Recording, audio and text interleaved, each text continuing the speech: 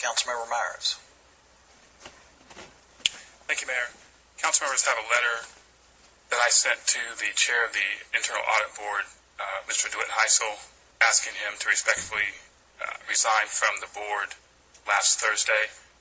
I got a response from him today about 15 minutes or so before this meeting, and he has declined to do so. And so we've got the letter from the Law Department dated July 13th, 2009, which outlines what boards and commissions that the council can remove persons from without being in conflict with the state law or KRS, and the Internal Audit Board is listed as one of them. And so the council members have the letter both that I sent to Mr. Hisle and his response, and I respectfully move to place on the docket for Thursday's meeting a resolution removing Mr. Hisle from the Audit Board. So moved. I have a motion by Councilmember Myers and a second by Councilmember Crosby to add that item to the docket. Any discussion? Councilmember Lane. Thank you, Mayor. I, too, just got information on this a little while ago. And I would encourage the council to be more deliberate in voting on something like this. There are a couple of points here. Members of boards are not prohibited from making contributions of funds or services to the campaigns of candidates for elected office. The employees of their own county government are not prohibited from making contributions or even working for someone in our government who's running for office, provided they don't do it on the grounds of the government building, nor do they do it during their regular working hours. I don't feel that there's any specific evidence or allegations that have been proved that Mr. Hisle has done anything that is wrong or inappropriate. And, I feel before we, vote to throw him off of the board, there needs to be some proved allegation of wrongdoing. The state auditor is currently doing a survey of the internal audit, external audit, and the allegation of fraud that was made against somebody in the government. We don't know who that person is yet. But I think we should also get their report before we make a decision. I think we also have to consider that how are we going to recruit other people to serve on our boards if we're so quick to, when an issue comes up, to vote them off the board and humiliate them and embarrass them in front of the public. I think that's inappropriate, particularly without any documented evidence of wrongdoing. I think, Mr. Hisle has worked for Mayor Miller, Mayor Isaac, and Mayor Newberry, and he, I believe, was the original member of the board. The board was restructured to make it completely independent of council, and so now here the council is voting to remove the head of the chair of the board. I don't know that that's necessarily appropriate either. I'm not even sure whether we can legally vote him off the board. I really don't know what our rights are in that regard. And then, I've tried to recruit some good people to work for the government and boards and all that. I would have a hard time going to people say serve on a board because, some allegation comes up that's, we're going to just vote him off the board with, no. I don't know of anything that he's done wrong. By the way, I do serve on that board, and I think he's done a good job there. Also, talking about conflict of interest issues, I'd like to just mention that Mr. Myers is also a member of the Internal Audit Board, and, I question whether he doesn't have a conflict of interest if he's going to be the chairman of the board that's investigating the board that he serves on, because there's sort of an area there that needs to be looked at. So I would just ask the council to hold back, relax, maybe let the auditors from the state complete their work, and then we can make a more rational and timely and carefully considered decision on something this important. Thank you, Mayor. Further discussion on Councilmember Myers' motion. Councilmember Blues. Thank you, Mayor. I can appreciate Councilmember Myers' concern about a possible conflict of interest, but I agree with Councilmember Lane that this may be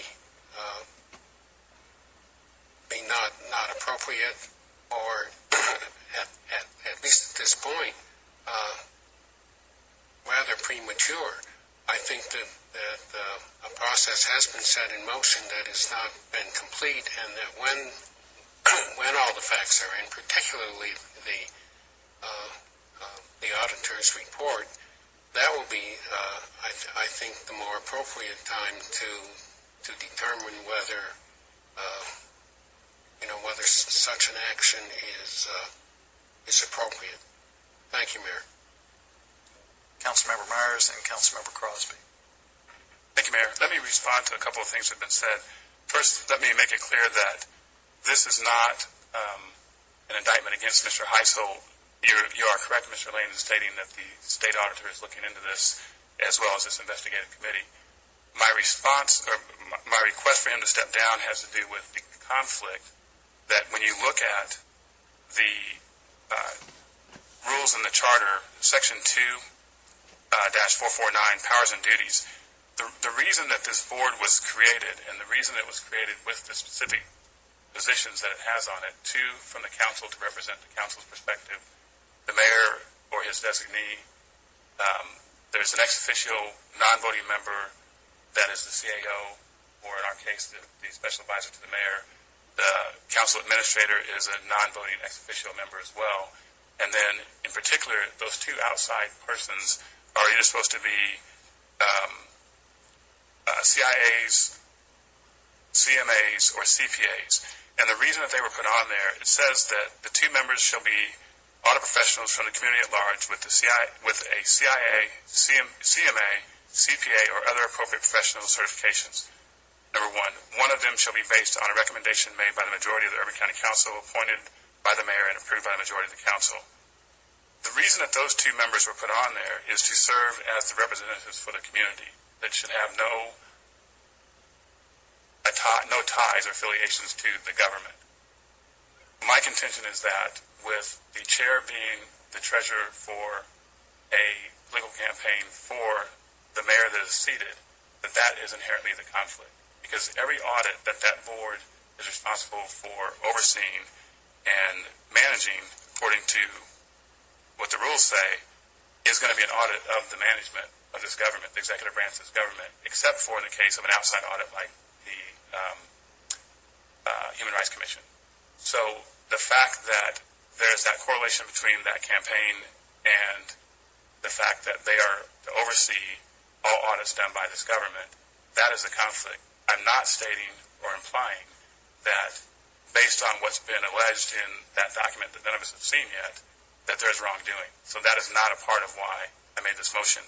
If you look at Mr. Sally's response, he canceled. I actually put this on the docket for the next scheduled meeting for the audit board, and that meeting was canceled unilaterally by the director, or by the chair of the board. The reason cited was different than what he put in his letter today. It was cited that the internal auditor was doing their investigation, and we weren't going to have any meetings till after that. I serve on the board.